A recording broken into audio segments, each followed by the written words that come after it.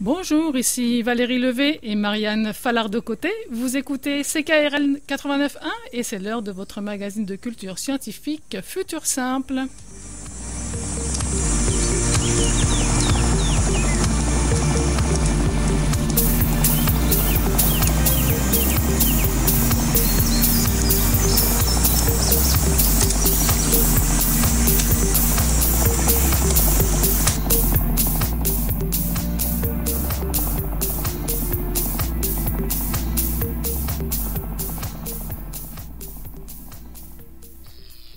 À 18h ce soir, nous ferons un grand saut dans l'espace pour partir en croisière au large des exoplanètes avec l'astrophysicien Jean-René Roy.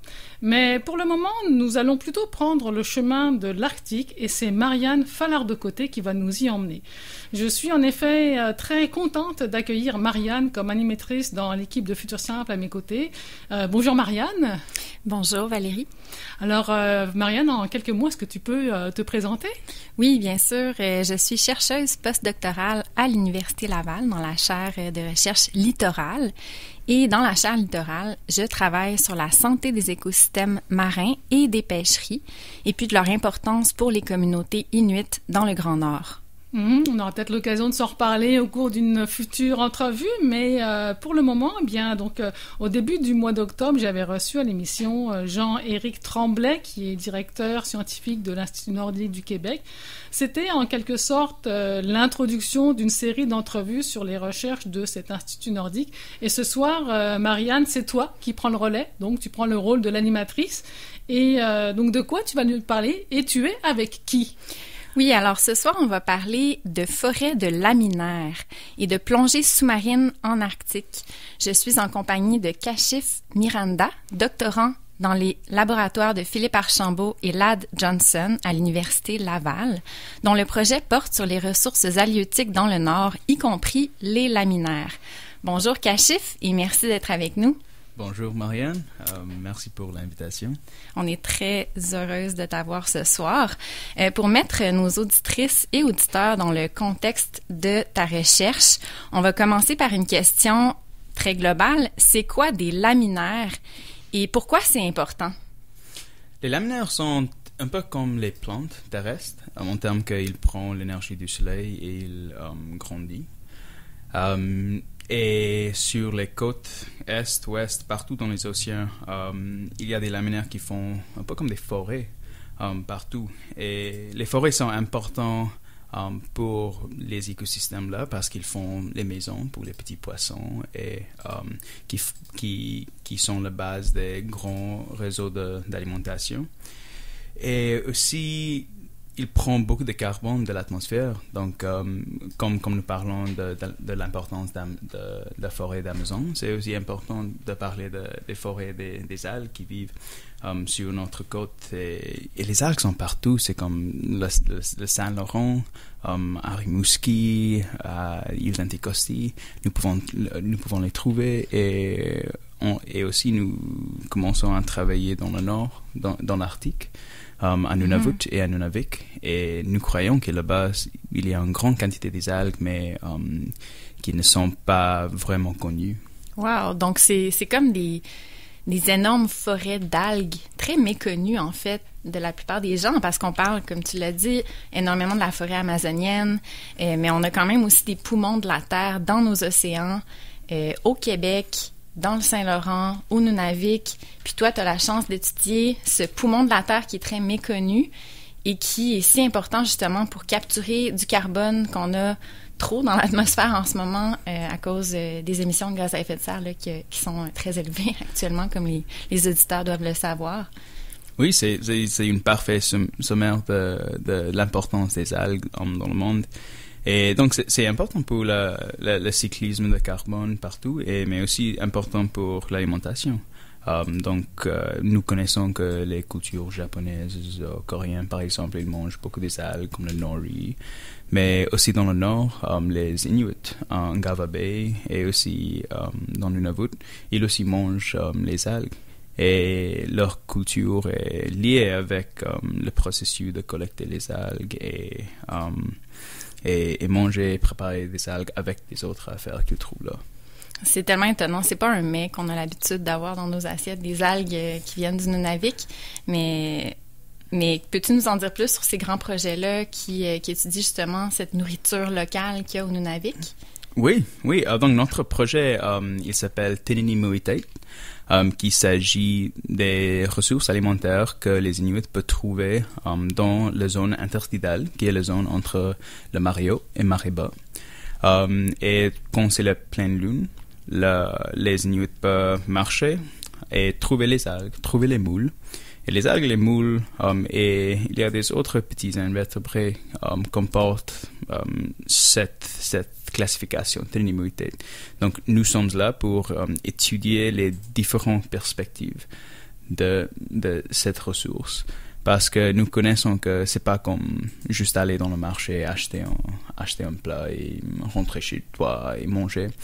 Avec les Inuits, c'est plus lié à leur système social, l'économie là-bas et aussi avec l'alimentation. Donc, notre projet, nous avons des équipes qui travaillent sur les valeurs nutritives, l'économie, l'anthropologie. Et moi, dans le labo de Philippe Archambault et LAD, je travaille avec mon collègue Marcel Velasquez et nous travaillons sur l'écologie des moules et des algues. Parce que, comme j'ai dit, c'est pas vraiment connu dans le Nord. Et c'est important de poser des questions vraiment fondamentales comme c'est quoi la croissance, les taux de croissance, c'est quoi le substrat préféré et quelles sont les conditions que les algues ont besoin pour vivre là. Puis par substrat, dans le fond, on parle par exemple des roches ou du sable ou de la terre glaise dans laquelle ces algues-là poussent. Et puis, par substrat, c'est important de comprendre, par exemple, quel type de sol marin est préférable là, pour la poussée de ces algues-là. Donc, toi, dans le cadre de ton doctorat que tu as commencé en 2021, tu étudies ce genre de conditions-là de croissance qui viennent maximiser la quantité d'algues qui peuvent pousser et, ultimement, peuvent servir de nourriture là, pour les communautés inuites dans le Nord. Exactement, oui. Donc, nous travaillons avec des drones et des satellites parce que les régions que nous étudions, c'est vraiment large. Donc, pour poser ces questions et répondre à ces questions comme le type de substrat, c'est quoi la quantité des roches que les algues préfèrent, et après ça, c'est quoi les conséquences de la croissance des algues, parce que dans les forêts, les arbres vont tomber et rester dans le même endroit, mais avec les algues, quand ils meurent, il peut être transporté avec les courants et le vent n'importe où. Donc là-bas, c'est important d'utiliser les techniques comme utiliser les drones ou les satellites pour répondre à ces questions. Exactement, c'est très intéressant. Puis dans le cadre de ton doctorat, tu étudies différentes composantes. Donc, on a parlé du substrat, également leur abondance. Donc, à quelle quantité on peut en retrouver dans le Nord? Quelle méthode tu utilises pour ça? C'est également les drones que vous utilisez pour ça? Oui, exactement. Et c'est aussi important parce que dans le futur, avec le changement climatique, la chose la plus importante va dire, est-ce que cet environnement, cet écosystème a changé? Et c'est important d'avoir ce type de baseline pour savoir exactement qu'est-ce qu'il y a maintenant et comment il va changer, ou est-ce qu'il va changer. Et ça, c'est, comme j'ai déjà dit, c'est important pour les vies des Inuits là-bas aussi. Oui, c'est certain. Puis aussi, d'un point de vue des méthodes que tu utilises dans le cadre de ton doctorat, quelque chose que je trouve vraiment génial, c'est que, dans le fond, c'est des méthodes non invasives. Tu n'as pas besoin d'aller échantillonner des tonnes et des tonnes d'algues pour les étudier. Tu utilises des technologies de pointe pour prendre des images aériennes, des choses comme ça pour étudier. Donc, ça, c'est quand même assez incroyable comme façon d'étudier, moins invasive, là, si je peux dire. Puis ça entre pas en compétition avec la source de nourriture des Inuits qui vont collecter ces algues-là pour leur alimentation. Oui, exactement. C'est vraiment un différent type de science qui était fait avant. Parce que maintenant, nous avons cette technologie qui change notre manière de faire notre expérience. Et aussi, quelquefois, quand je fais la collecte, C'est pour identifier c'est quel type des algues qui sont là, pour les peser, c'est quoi la quantité. Avec ça, je peux extrapoler dans le cadre satellitaire. Mais chaque fois que je fais la récolte, je reviens et puis il y a des aînés qui est là, il prend les algues, il donne les histoires avec ce qu'il faisait avec les algues pour les jeunes. Et parce que nous, dans le sud, nous connaissons beaucoup des algues qui vivent dans le sud. Mais là-bas, les aînés connaissent un montant des affaires des algues qui vivent. Puis là, par sud, tu veux dire ici, dans le fond. Oui, dans le sud. Oui. Pour mettre les auditrices et auditeurs en contexte, nous, chercheurs nordiques, quand on dit le sud, en fait, on parle de la ville de Québec ou de Montréal, parce que pour nous, c'est ça le sud, en fait. Oui, c'est ça. C'est une intéressante manière à diviser la planète. Oui, c'est ça. Des fois, les gens, moi, je suis là, le sud, les gens se rendent pas compte qu'en fait, je parle d'ici, je parle pas des Caraïbes. C'est vrai, parce que moi, je viens de l'Inde. Et ça, c'est le sud. Mais après travailler dans le nord, maintenant Québec, c'est le sud. Oui, c'est ça. Ça change les perspectives, ça c'est sûr. Donc, tu as eu la chance, par exemple, cet été, d'avoir ces grands festins avec des gens de la communauté proche de laquelle tu travaillais. Comment ça se passait, ce genre d'échange-là interculturel? Oui, et je crois que ça, c'était la chose la plus importante de notre recherche, parce que c'est vraiment un mélange des différents types de sagesse. Et parce que nous connaissons beaucoup, mais nous voulons savoir beaucoup plus de ce qui se passe dans le Nord, et les meilleures personnes à nous guider sont vraiment les Inuits. Donc, les petites sessions que nous avions où ils séchaient les algues et ils parlaient de quel temps de l'année il fait leur récolte, et quelles sont les différentes choses qu'il voit dans les algues qui le dit que, OK, ça c'est un bon algue, ça c'est pas un bon algue. Mais c'est une expérience culturelle que quelquefois nous scientistes n'a pas avec notre sujet de recherche, parce que c'est la science. Oui, puis par exemple, comment ils mangent les algues principalement quand tu étais là? C'était quoi les meilleures façons d'apprêter? C'était vraiment sécher les algues et puis tu peux le manger comme des chips. Okay. Et quelquefois, une fois, j'ai pris des saccharina. Donc, les alari, ils sèchent. C'est une type des algues. Et okay. Saccharina, c'est comme les algues de sucre, on va dire. Ça, ils mangent comme des sushis. On prend un peu de riz, un peu de poisson. Ça doit être tellement délicieux. Puis, délicieux. D'un point de vue de la qualité nutritive, en fait, c'est très riche, ces algues-là. C'est excellent pour la santé. Oui, c'est vraiment excellent pour la santé. Quand nous parlons d'oméga 3 dans les poissons, l'oméga 3 vient des algues. Quand nous parlons de la quantité d'iodine, ça c'est aussi important, et il y avait des études qui montraient la relation entre manger les algues et avoir moins instance de cancer. Oui, donc moins de cas de cancer, en fait moins de chances d'avoir du cancer, le cancer quand on consomme beaucoup d'algues. Oui, surtout au Japon, des cultures comme ça. Oui. Effectivement, les aliments de la mer qui sont très bons pour la santé, puis les algues étant à la base de la chaîne alimentaire, en fait, produisent ces nutriments-là qui, en fait, ensuite se retrouvent dans l'ensemble de la chaîne alimentaire. On parle beaucoup des poissons, mais on oublie qu'en fait, les algues sont aussi une excellente source d'alimentation qui consomme moins d'énergie là, à la consommation. Donc, Exact. Puis, je pense même qu'il y a est-ce qu'il y a des aquacultures de laminaires ou des places qui en produisent, ou c'est pas encore rendu à ce stade-là? C'est plus au stade de compréhension de leur biologie? Je crois que ça dépend des différents endroits du monde. Donc, en Asie, l'aquaculture des algues sont vraiment forts. On trouve les algues plus dans l'aquaculture, mais ici à Chile, en Norvège, la récolte des algues sauvages sont plus connues.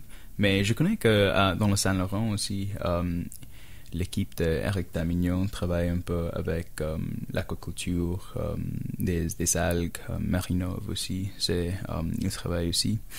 Et, mais il y a aussi Je rappelle pas le nom de... Oui, alors je pense que tu penses à Un océan de saveurs. C'est Antoine Nicolas qui, eux, récoltent les algues sauvages pour les faire sécher. Ça s'achète en magasin comme ça. Et tu peux utiliser comme des épices.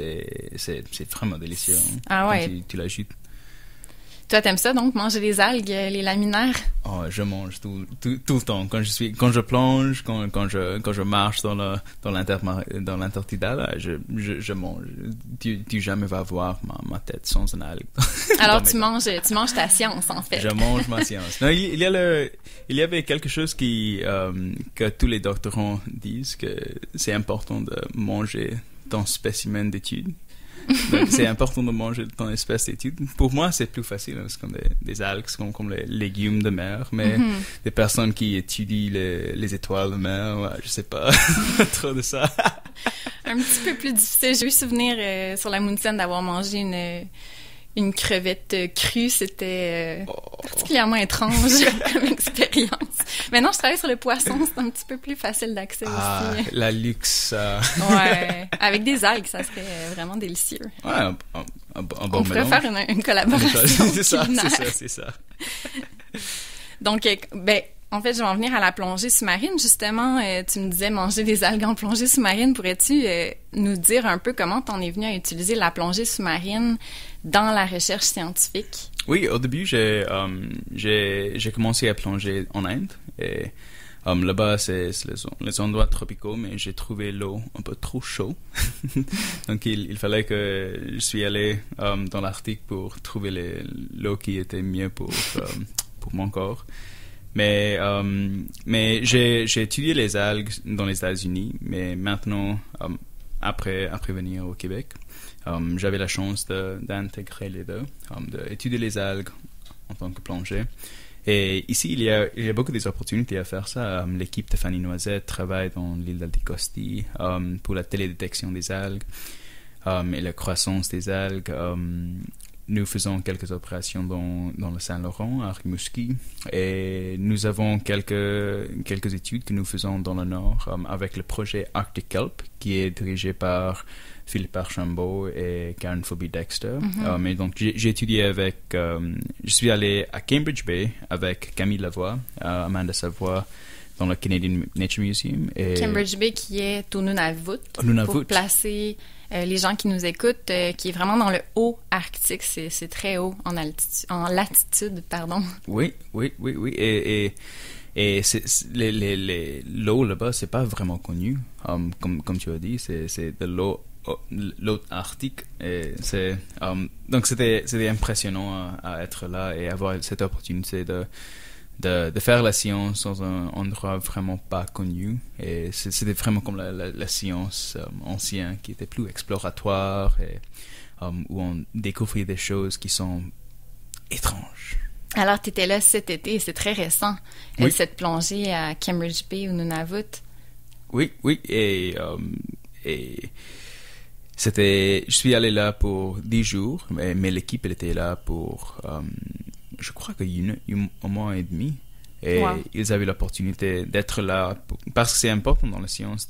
C'est important de voir où sont les algues, mais aussi c'est important de voir qu'est-ce qui se passe avec les algues après un mois et demi. Parce que l'été là-bas, c'est vraiment court. C'est entre 2 ou 3 mois.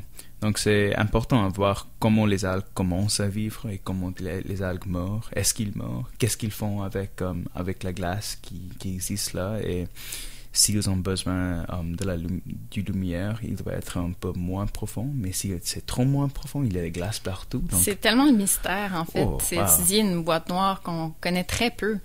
On est en 2022, puis il y a des écosystèmes qu'on apprend encore à connaître. Exactement. Et je crois qu'avec le changement climatique, l'Arctique sera plus accessible pour plonger parce qu'il y aura moins de glace. Donc, c'est intégral à savoir qu'est-ce qui existe maintenant et comment ça va changer avec du temps. C'est sûr. Puis, quand tu y vas maintenant, ça doit être beaucoup d'équipement, en fait. Ça doit être très complexe.